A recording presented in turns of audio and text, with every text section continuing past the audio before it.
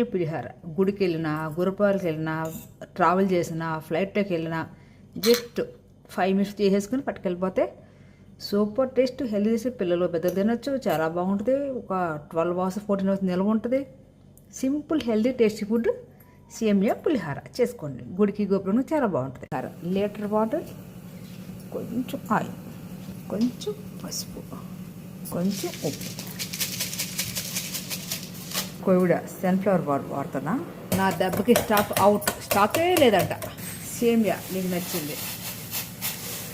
బాంబేలో వాడుతున్నా.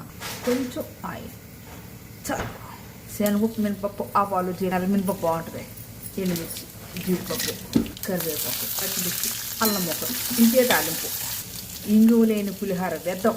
మెత్తగా ఉడకాలి, వడపోసుకోవాలి. చక్కగా వేసేయండి.